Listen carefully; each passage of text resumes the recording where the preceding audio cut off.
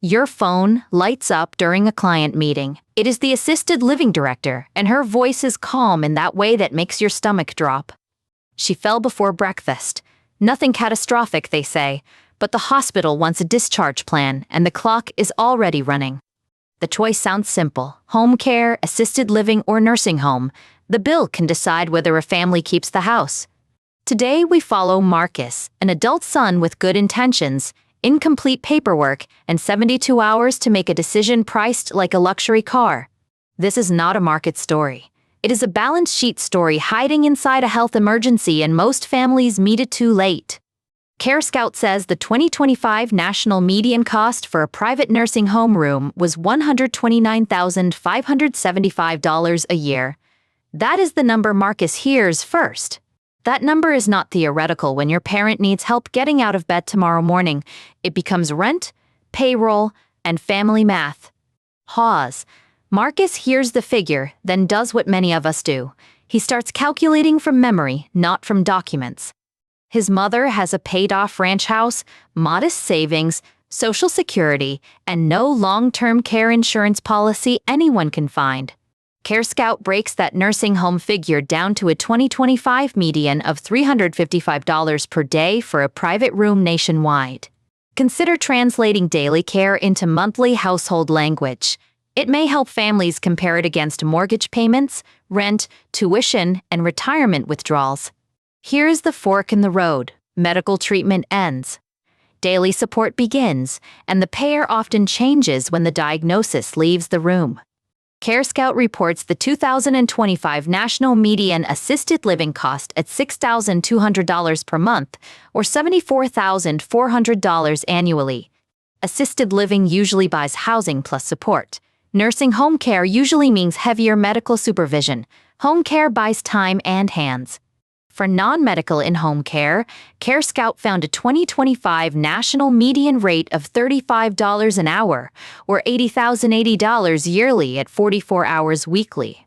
Home care sounds cheaper until hours multiply. Overnight supervision, weekend coverage, and backup caregivers can turn a comfortable plan into a staffing puzzle. One approach is to price care like childcare. Ask how many hours, who covers nights, and what happens when the regular aide is sick. Then comes the Medicare misconception. Families hear hospital, rehabilitation, and skilled care, then assume the federal program follows them indefinitely. Medicare may cover limited skilled rehabilitation in specific situations. It generally should not be treated as a permanent custodial care funding plan. So Marcus needs two questions answered fast. What care does his mother medically need, and who is legally allowed to authorize payment? Medicaid enters the conversation when assets and income meet state rules. That is planning territory, not a hallway decision after a fall. KFF says Medicaid is the primary payer for low-income people needing nursing or home care, covering nearly 2/3 of U.S. home care spending in 2023. That matters because Medicaid is not one switch. Nursing home coverage, home services, waivers, eligibility, and waiting lists can vary by state. KFF estimates 5.1 million people used Medicaid home care in 2023, compared with 1.4 million using institutional long-term care. For families, Medicaid planning should happen with a qualified elder law professional before money moves. Rules are technical, and mistakes may be expensive. The hard part is emotional. Parents hear Medicaid and think poverty. Children hear private pay and think panic. KFF notes 4 in 10 adults incorrectly believe Medicare is the primary coverage source for low-income people needing nursing or home care. Marcus is one of them. He is educated, organized, and wrong on the most important assumption in the room. If this is your family, consider separating love from logistics. The loving answer and the affordable answer need to meet on paper. After the fall, the options arrive dressed as compassion: bring her home, move her closer, choose the nicer facility. Each option buys something different. Home buys familiarity. Assisted living buys structure. Nursing home care buys intensity when daily needs outrun family capacity. The money conversation should start before anyone is discharged. Consider making it a planning meeting, not a judgment about independence. It feels awkward because it is awkward. But silence is not neutral. Silence usually hands the decision to whoever is closest. Use 4 buckets: care preferences, legal authority, funding sources, and trigger points. Keep the words plain enough for everyone to repeat. First, preferences. Ask where your parent would want care, what trade-offs matter, and when staying home would no longer be workable. Second, decision rights.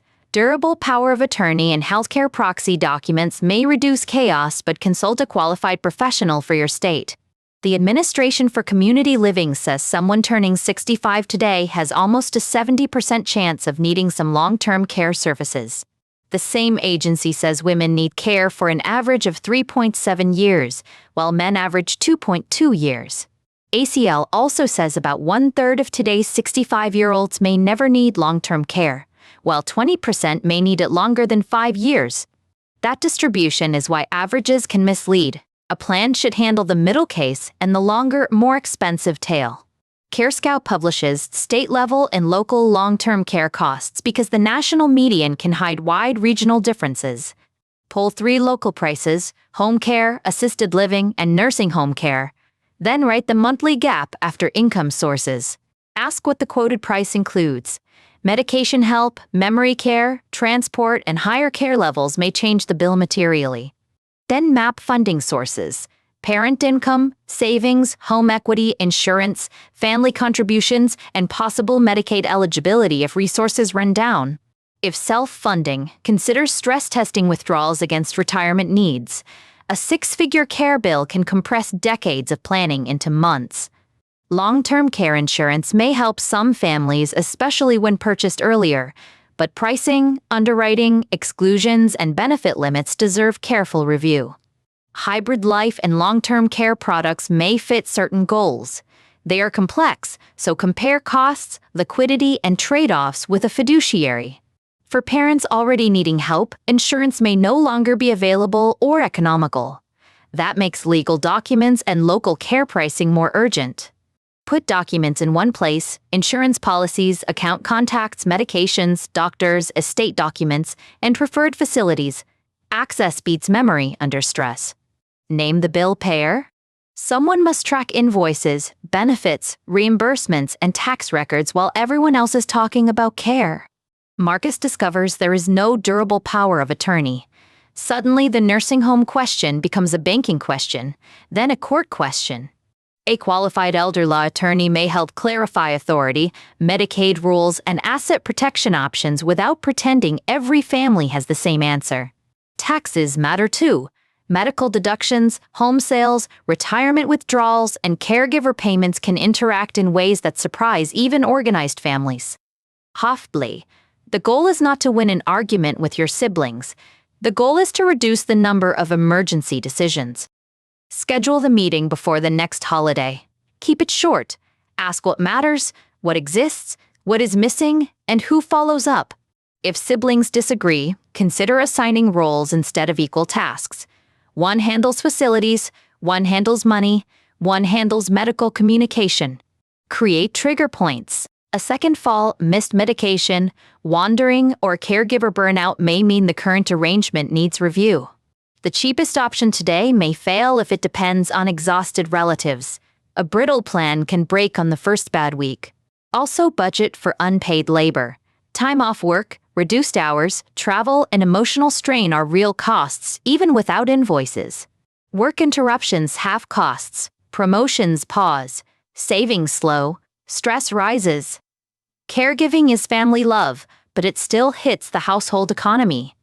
Employers may offer leave benefits, flexible schedules, or caregiver support. Consider asking human resources before the crisis consumes your work calendar. If you only do one thing this week, price local care and ask your parent who should make decisions if they cannot. For caregivers listening, consider professional help early. Geriatric care managers, social workers, attorneys, and advisors can each solve different pieces. Markets chooses a short rehabilitation stay while pricing home care and assisted living. It is not perfect. It is informed. The 6-figure bill did not disappear, but the family stopped treating it like a surprise and started treating it like a liability. Here's the framework: price the care, clarify coverage, Assign authority, protect the caregiver, and revisit the plan annually. Step 1. Price local care before you need it. National averages are useful, but your zip code writes the actual check. Step 2. Clarify coverage. Medicare, Medicaid, insurance, and private pay all answer different questions. Do not blend them into one hope. Step 3. Assign authority. The person paying bills may not be the person making medical decisions, and that distinction matters. Step 4. Revisit annually. Health, housing, prices, and family capacity change. A stale plan can be almost as risky as no plan. If this helped you start a hard conversation, consider liking or subscribing. It helps more families find the signal before the crisis. This content is for educational and informational purposes only and does not constitute financial advice. Always consult with a qualified financial advisor before making investment decisions. It's not financial advice. The money move is simple: have the conversation while everyone can still think clearly, not when the discharge clock is ticking.